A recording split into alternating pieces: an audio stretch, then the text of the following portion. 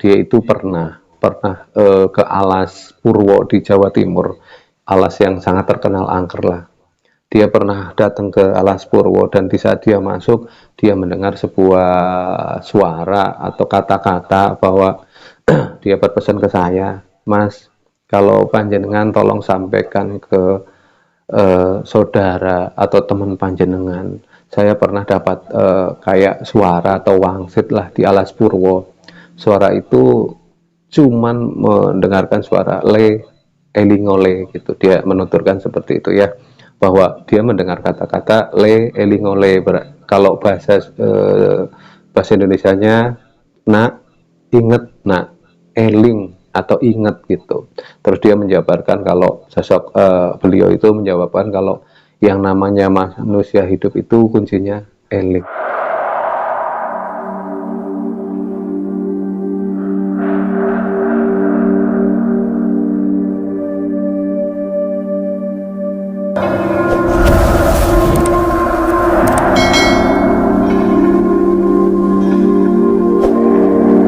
Assalamualaikum warahmatullahi wabarakatuh.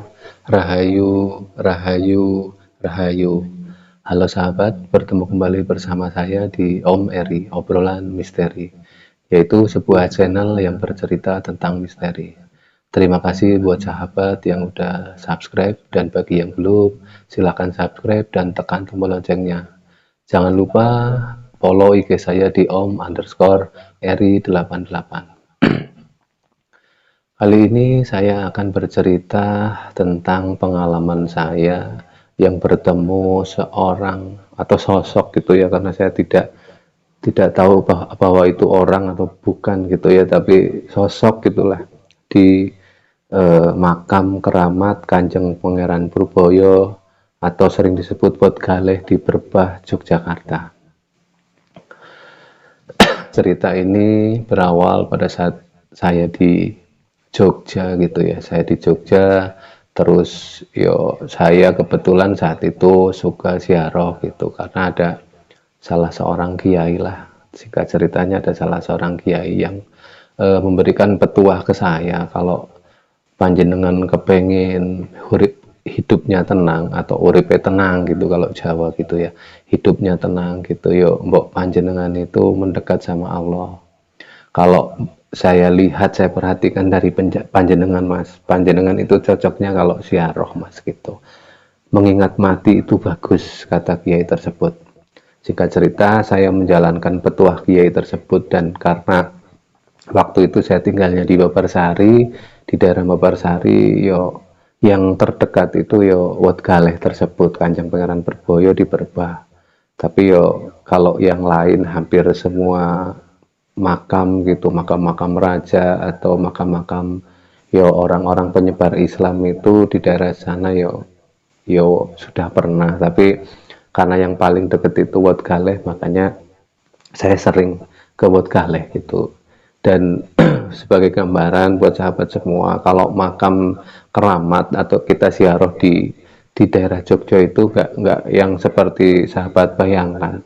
Di sana itu kalau malam Jumat Kliwon atau malam Jumat itu rame gitu ya, nggak kita jadi nggak sendirian gitu. Jadi kalau misalnya sahabat, wah kok berani banget gitu ya ke makam gitu ya, ya sebenarnya nggak seperti itu. Saya orangnya sebenarnya penakut juga, tapi karena kalau di Jogja rame ya saya berani gitu. Singkat cerita, saya seringlah ke Wat Galeh gitu, ke Kanjeng Pangeran Purboyo.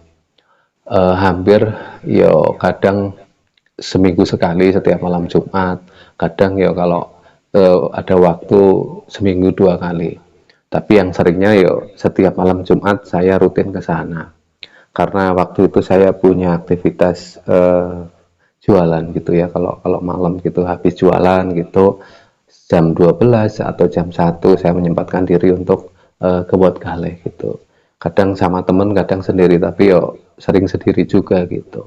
Suatu ketika, saya itu malam Jumat lah, ceritanya malam Jumat, saya berangkat ke Wat Galeh.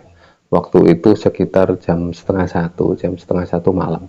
Karena jarak dari Babarsari ke Wat Galeh itu kan sekitar 15 menit ya, nggak lama gitu. Nah, semalam Jumat itu kebetulan malam Jumat Kliwon, saya berangkat ke Wat Galeh, dan memang saya perhatikan ada sesuatu yang aneh, tapi saya nggak pernah berpikiran bahwa itu benar atau enggaknya. Tapi ya saya melihat kalau setiap saya berangkat ke Wat Galeh itu, sebelum Wat Galeh itu ada kampung, dan biasanya di kampung itu kan ada gapura ya, ada gapuranya. Setiap jam 12 lebih lah kalau saya lewat situ gitu, saya perhatikan sudah beberapa kali saya melihat ada kakek-kakek tua gitu ya, kakek-kakek tua pakai jubah putih atas sama bawah, dan dia pegang tongkat gitu ya, dan dia juga sorban, pakai sorban putih. Dia pegang tongkat dan dia selalu duduk di pas gapura gitu. Tapi ya saya nggak berani nanya lah gitu, karena saya pikir apakah dia orang situ, apakah manusia atau bukan. Yuk paling saya melirik dan saya bablas saja karena niat saya ke Wat Galeh gitu. Udah, pokoknya kalau setiap malam Jumat lah saya sering lah ngelihat kakek tersebut pasti ada di situ. Singkat cerita, malam itu saya langsung ke Wat Galeh lah. Dan karena malam itu malam Jumat Kliwon, keadaan sangat ramai di kuburan tersebut, itu di makam tersebut gitu ya. Kemudian ya seperti biasa, karena saya memang udah sering ke situ, saya langsung masuk. Terus begitu masuk, terus saya ke makamnya untuk berdoa dan mendoakan yang ada di situ gitu. Di saat saya berdoa di situ, biasanya karena ya memang saya nggak ahli ya, nggak begitu pinter tata cara untuk ziarah, karena Pak Kiai yang memberi saran ke saya itu, yuk doakan aja, jangan sampai minta. Pokoknya Mas Eri itu kalau ziarah itu doakan yang ada di kuburan tersebut, terus panjenengan juga mendoakan leluhur-leluhur panjenengan gitu. Sesuai saran Kiai tersebut, yo setiap saya datang atau ziarah itu yo saya sebisanya lah gitu, saya kirim Al-Fatihah ke yang di makam tersebut gitu. Jam sekitar jam setengah satu lah, keadaan waktu itu ramai sekali. Saya duduk di makam seperti biasa, saya berdoa di situ, kirim Al-Fatihah buat yang disemayamkan di situ gitu. Dan tiba-tiba karena ramai sekali gitu ya, tiba-tiba itu aneh ya. Anehnya apa, dari atas gitu kan, kalau di makam itu ada ini ya, ada apa, ada kayak bangunan gitu untuk di kuburan tersebut. Tiba-tiba jatuh dari atas, plak gitu loh, keras, suaranya kenceng sekali gitu. Dan saya perhatikan, saya kaget gitu, karena sesuatu itu jatuh di hadapan saya. Dan seketika itu juga orang-orang yang tadinya ramai di sekitar itu semuanya berhenti dan seolah-olah memperhatikan saya, karena arah suara plak itu tadi itu datangnya di depan hadapan saya persis. Ternyata kalau saya berdoa kan, saya pejamkan mata gitu ya, begitu saya buka mata, ternyata yang ada di depan saya itu tokek gitu. Tokek apa sih namanya ya, ya tokek lah gitu ya. Tokek itu besar sekali, yo seginilah besar gitu, dan seolah-olah dia itu menatap ke saya gitu, di hadapan saya persis dan menatap ke saya. Terus saya kaget gitu, waduh, kok tokek bisa jatuh gitu, kalau tokek kan jarang sekali jatuh ya. Terus saya bingung, akhirnya saya berpikir apa lari ya, kalau lari yo malu ya, orang banyak orang di belakang gitu. Tapi akhirnya diem aja lah, saya cuma dalam hati, ya Allah, saya kesini niatnya benar, saya cuma mendoakan, saya nggak bermaksud apapun. Terus saya juga, yo kalau di itu kan permisi, ya sudah permisi, assalamualaikum sama ahli kubur yang di situ gitu. Tapi kok ini ada seperti ini pertanda apa gitu. Saat itu saya berpikir itu, tapi tidak lama berselang gitu, tokek itu ternyata tiba-tiba dia berjalan ke belakang, dek pelan gitu. Terus akhirnya dia menghilang ke belakang. Nah setelah itu saya tetap melanjutkan kirim doa ke ahli kubur yang di situ, dan wirid lah gitu. Ada beberapa wirid yang saya amalkan, tapi ya wirid biasa lah, bukan wirid-wirid yang khusus gitu yo. Itu juga wirid-wirid kayak habis sholat gitu, saya wirid gitu. Setelah ada beberapa lama, akhirnya keadaan sepi sekali karena setelah jatuh itu. Akhirnya saya pulang, saya keluar dari makam tersebut dan saya pulang. Pada saat malam Jumat itu ya tidak terjadi apa-apa gitu, cuman saya berpikir di rumah bahwa loh, kok aneh ya, baru sih sekali ini gitu ya, saya melihat ada tokek kok bisa jatuh dan tepat di hadapan saya gitu. Ini pertanda apa gitu ya, kalau orang Jawa kan semua dihitungnya pertanda gitu. Tapi ya waktu itu saya berpikir lah sudahlah, toh niat saya nggak jelek, niat saya benar. Dan kemudian keesokan Jumatnya lah, singkat ceritanya minggu depannya saya tetap ya ke situ lagi gitu. Tapi pas eh, malam itu saya tidak melihat kakek-kakek yang pakai jubah putih yang sebelum di pintu gerbang itu nggak ada gitu, tapi tetap saya masuk. Saat itu saya berdoa seperti biasa, masuk ke kuburan, masuk ke makam, saya berdoa di situ. Dan anehnya saat itu, ya entah ini halusinasi entah apalah ya, terserah sahabat pendapatnya seperti apa, tapi saat itu saya melihat di hadapan saya persis gitu, di kuburannya gitu, di makamnya gitu, ada sosok yang berdiri, dia pakai baju kayak baju kerajaan gitu, terus dia pakai belangkon kayak gini, belangkon Jawa gitu. Dia berdiri gitu, berdiri dan seolah-olah kayak tersenyum gitu.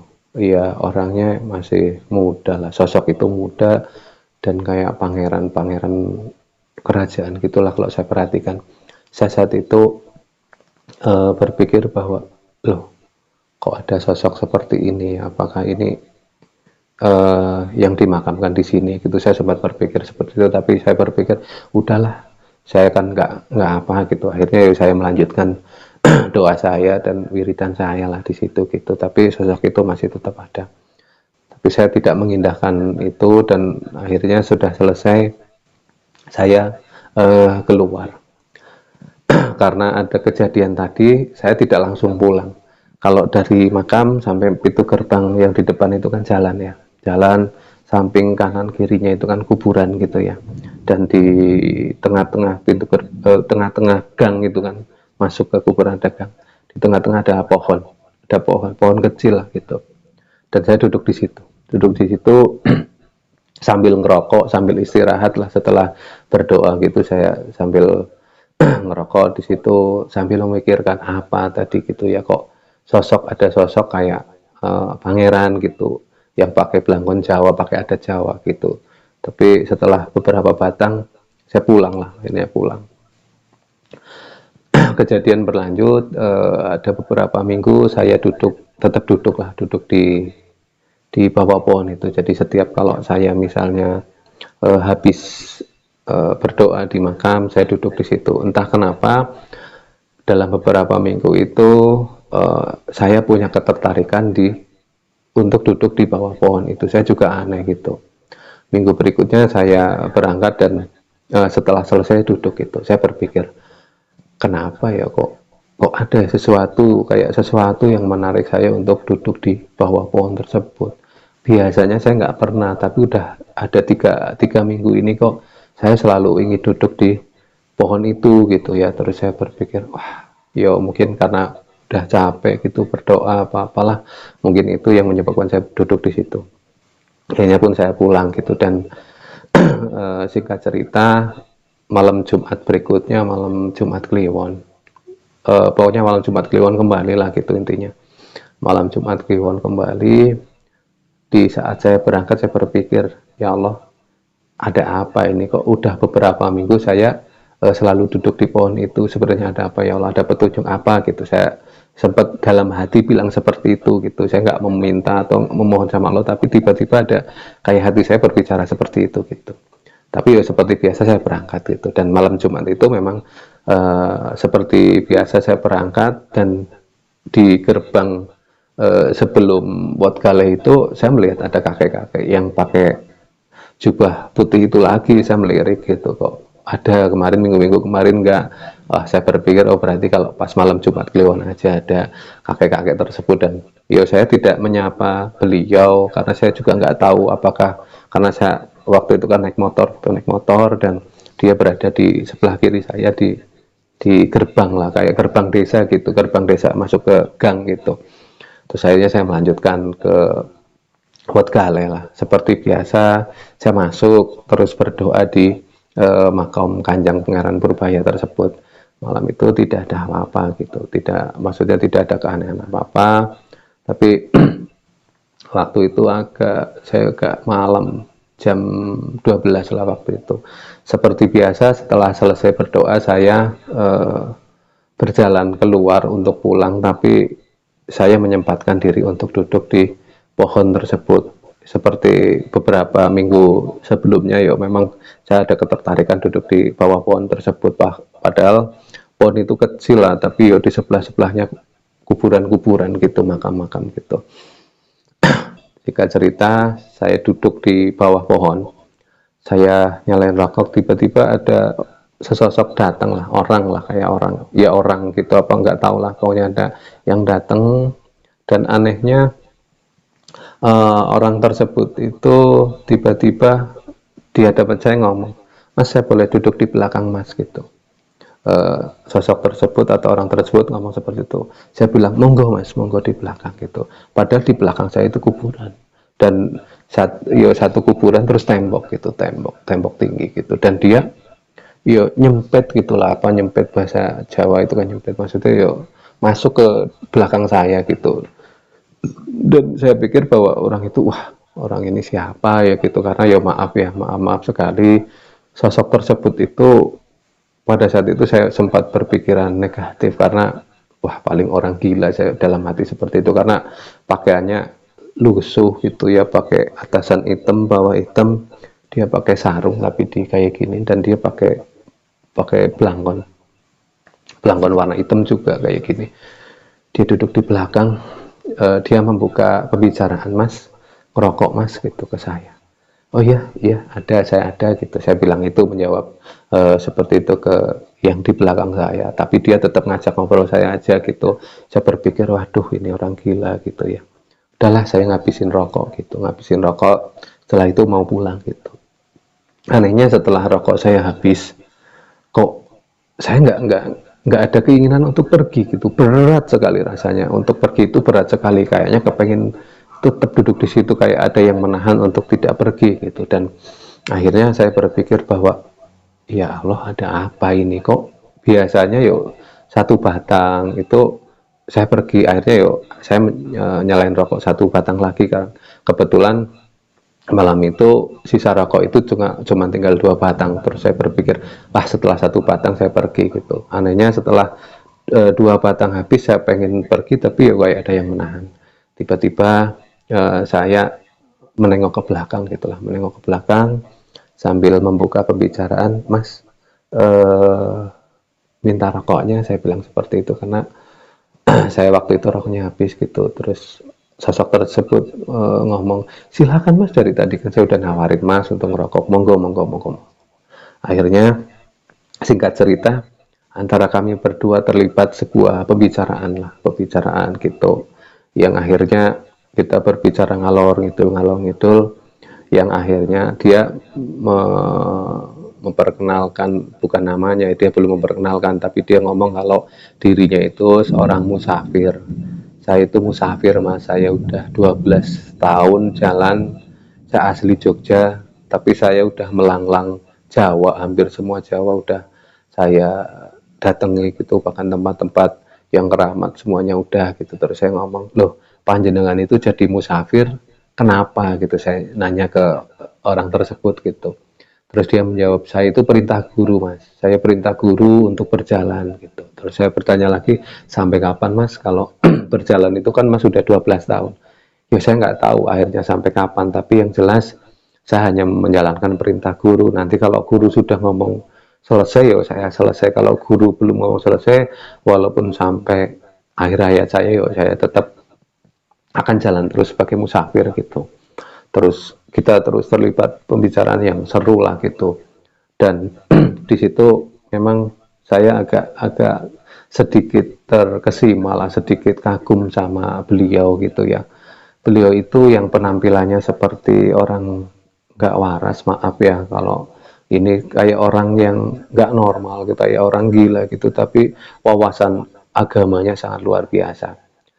Jadi pada saat kuliah saya pernah punya pertanyaan masalah kehidupan dan agama yang belum pernah terjawab lah sama teman-teman. Kita sering diskusi, bahkan dalam diskusi itu ada teman yang dari pesantren, ada teman-teman banyak itulah di pas kuliah itu tidak pernah bisa memecahkan jawaban itu, dan akhirnya waktu kuliah juga kita sempat ke pesantren lah menemui sebuah kiai, dan jawaban itu tidak memuaskan saya. Yang akhirnya semua pertanyaan pada waktu kuliah itu terjawab dengan gampangnya oleh sosok tersebut gitu. Saya berusaha untuk bertanya semuanya tentang unek-unek, tentang semua permasalahan agama, tentang semua permasalahan kehidupan yang pernah saya diskusikan dan belum pernah ada jawabannya. Tapi sama beliau itu dijawab dengan gampang dan dicerahkan gitu, diterangkan dengan sangat mudah. Dan anehnya lagi, begitu dia ngomong saya paham gitu. Begitu dia ngomong saya paham, begitu dia nerangkan sedikit saya paham. Aneh di situ seperti itu. Dan dia bercerita kalau dia itu pernah ke Alas Purwo di Jawa Timur, alas yang sangat terkenal angker lah. Dia pernah datang ke Alas Purwo, dan di saat dia masuk, dia mendengar sebuah suara atau kata-kata bahwa dia berpesan ke saya, Mas, kalau panjenengan tolong sampaikan ke saudara atau teman panjenengan, saya pernah dapat kayak suara atau wangsit lah di Alas Purwo.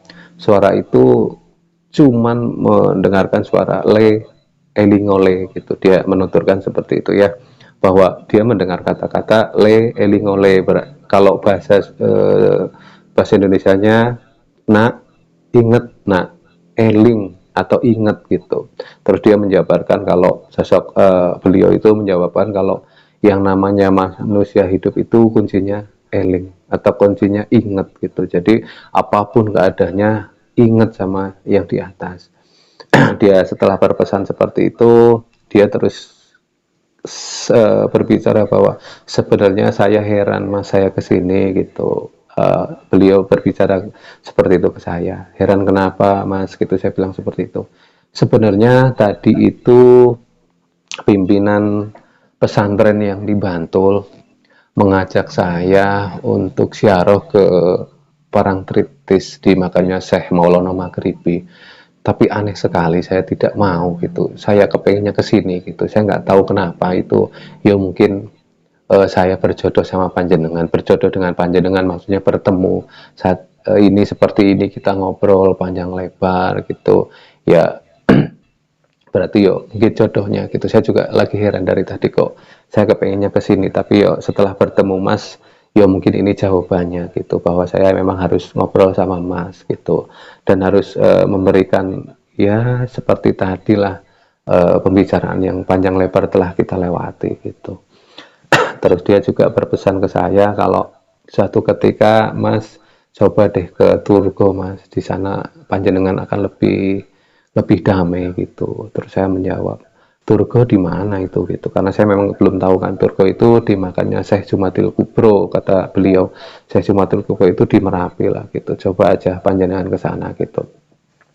Terus ya insya Allah saya jawab seperti insya Allah suatu kapan-kapan lah kalau ada waktu, insya Allah saya ke sana gitu. Terus dia berbicara kembali beliau gitu, kalau makam itu lumayan Mas, itu di atas bukit, di atas bukit sekali lah pokoknya, itu di Merapi gitu, kalau sama Merapi berdekatan sekali gitu. Terus saya jawab insya Allah gitu. Terus kemudian singkat cerita, setelah panjang lebar, setelah dia memberikan yo ke saya itulah kayak amanah gitu, kalau saya ketemu teman atau ketemu saudara suluh bilang bahwa kuncinya hidup adalah eling atau inget gitu ya. Yo mungkin kali ini saya juga menyebarkan apa yang beliau sampaikan ke saya gitu. Jadi kuncinya hidup adalah eling gitu. Akhirnya karena waktunya sudah malam, beliau tiba-tiba ngomong, Mas sudah malam, saya mau ziarah ke dalam gitu. Suatu ketika Mas gak usah cari saya, kalau kita berjodoh kembali pasti suatu saat kita ketemu. Satu pesan saya, kata beliau gitu ke saya, kalau panjenengan, kalau Mas itu pergi ke Kudus, terus temuin Gus ini dan bilang teman saya, insya Allah Mas Eri akan diterima dengan baik di sana gitu. Setelah itu beliau berdiri akan masuk ke makam gitu, dan di situ terjadi keanehan yang menurut saya luar biasa lah gitu. Yang tadinya itu saya melihat beliau itu seperti orang yang kurang gitu ya, dan pada saat itu mukanya bercahaya gitu, mukanya bercahaya,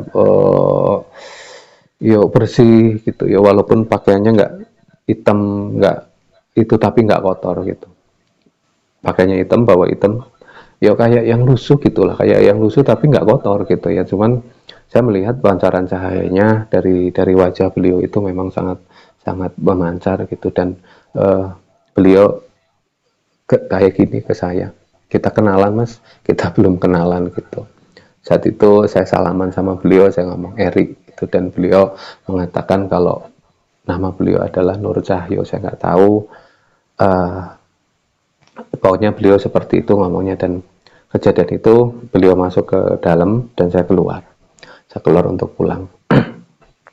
Setelah beberapa minggu kemudian, ya saya masihlah tetap ke situ, dan saya tidak bertemu sama beliau lagi, sama tidak di jalan, yo tetap biasa gitu, nggak ada ketemu. Dan setelah beberapa bulan saya main ke tempat teman gitulah ya, ke tempat teman namanya Ale gitu. Pada episode sebelumnya Mati Suri sudah saya singgung masalah Ale, bahwa terawangan dia sangat bagus. Teman saya itu yang setelah Mati Suri dia menjadi pinter gitu. Saya main ke tempat Ale karena sudah lama nggak main gitu. Tiba-tiba begitu masuk ke kosan Ale tersenyum sambil melihat saya gitu. Wih, lama nggak kesini Ale seperti itu ya ke saya gitu. Iya Le, inilah biasa lah, lagi banyak kerjaan lah, orang namanya dagang kan, gimana sih gitu. Terus masuk masuk masuk, Ale bilang seperti itu ke saya. Setelah seperti itu, seperti biasa lah kalau ketemu seseorang, Ale pasti kan tersenyum dan melihat orang tersebut. Tiba-tiba dia ngomong, sekitar 1 bulan kamu ketemu dengan sesosok ya, kecil, tinggi, dan pakai baju hitam-hitam. Saya kaget gitu. Padahal waktu itu saya udah agak lupa gitu, karena kejadiannya udah sebulan, sekitar sebulan. Ale tersenyum gitu. Terus saya ngomong ke Ale, Le, iya Le, bener Le. Jadi saya keingetan gitu. Memang sebulan yang lalu lah saya ketemu di Wat Galeh. Ya seseorang lah yang pakai baju hitam-hitam, pakai belangkon, dan sosoknya persis seperti yang kamu bicarakan, kecil tinggi gitu. Siapa dia, siapa beliau gitu, saya ngomong ke Ale gitu. Terus Ale merenung, seperti merenung gitu ya, menerawang gitu ya, terus dia senyum. Udah nggak apa-apa, dia cuman bilang kayak gitu, orangnya nggak mau, sosok ini nggak mau kamu tahu siapa dia gitu. Ale bilang seperti itu. Ayolah Le, kamu kan teman saya gitu, masa kamu nggak mau sih ngomong ke saya siapa sosok itu gitu. Saya terus melanjutkan, itu bangsa manusia atau bangsa jin gitu, udahlah kamu nggak usah perlu tahu, intinya itu baik buat kamu, dia bilang seperti itu. Dan baru saja saya komunikasi sama orang itu, sama sosok tersebut, bahwa beliau tidak mau kamu tahu siapa beliau gitu. Ya udah jalani aja, tapi bagus banget sosok kamu, beruntung sekali bertemu dengan sosok itu gitu. Tapi yo kamu, ya udahlah, anggap aja itu suatu itu. Tapi intinya beliau tidak mau kamu tahu siapa beliau gitu.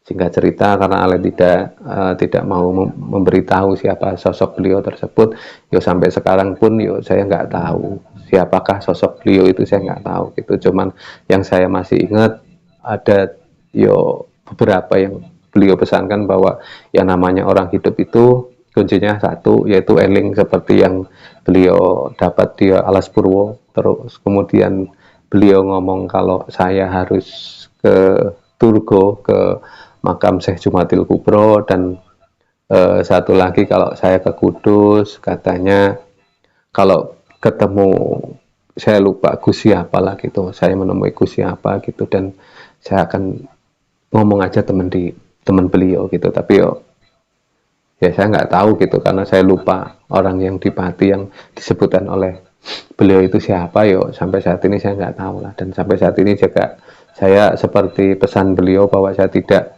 mencari gitu satu-satu. Ya memang kalau misalnya memang berjodoh kembali pasti ketemu gitu. Ya ceritanya seperti itulah ya, sahabat-sahabat semua, mungkin ceritanya saya akhiri sampai di sini. Eh, untuk pendapat sahabat-sahabat semua tentang cerita saya ini, yo silahkan, itu terserah masing-masing ke sahabat. Permasalahan ziarah dan lain sebagainya, saya tekankan tadi bahwa intinya ziarah itu baik kalau mengingat mati. Rasulullah pun bilang seperti itu, bersabda seperti itu ya. Jadi saya yo ziarah pun sesuai anjuran Kiai. Pendapat panjenengan akan saya hormati, sahabat-sahabat semua. Terima kasih bagi sahabat yang sudah melihat video ini dari awal sampai akhir. Kalau ada tutur kata yang salah, baik sengaja atau tidak sengaja, saya pribadi minta maaf. Saya akhiri. Wabillahi taufiq wal hidayah. Wassalamualaikum warahmatullahi wabarakatuh. Rahayu, rahayu, rahayu.